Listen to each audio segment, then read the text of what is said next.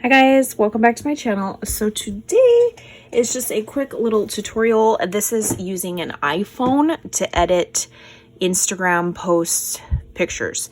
So basically, sorry, my phone's dying. Hopefully this doesn't turn up all, like, you know, when the screen's moving when you're recording another screen. I hope it doesn't do that. Okay, so for instance, do you see this photo? I literally just got my embellishments that I finished making.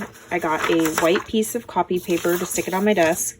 Tried to turn on as many lights as I could, and it still turned out, you know, dingy and lots of shadows going on. So this is how I edit my photos. If you have the iPhone, if you have another phone, obviously you're not going to have the same settings. So this is definitely only with an iPhone.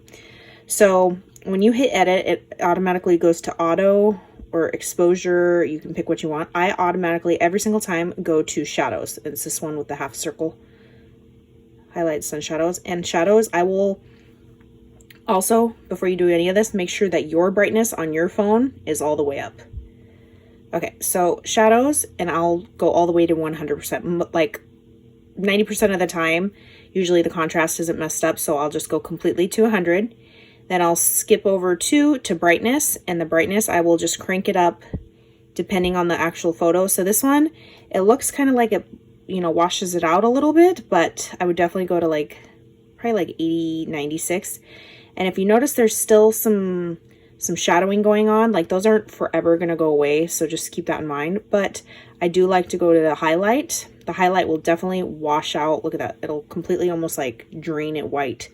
But I will mess with it a little bit, like stay within the like 0 to 10 range.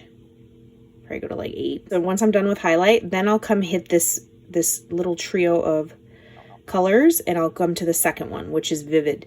Vivid, it automatically puts you at 100. Like here's without it, and then as you notice, it gets brighter. I don't know, I hope you guys can see this. See, bright, not bright.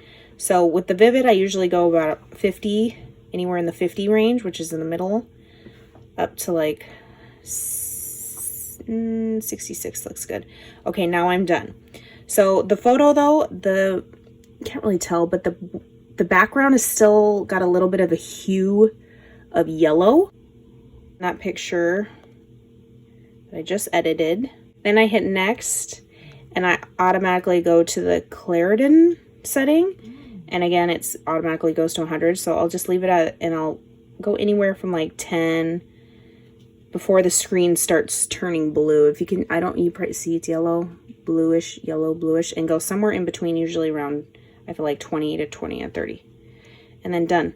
And that's how I get like the bright white photos. So I hope this was helpful if you have an iPhone, and I will catch you guys on the next crafty video. Bye guys.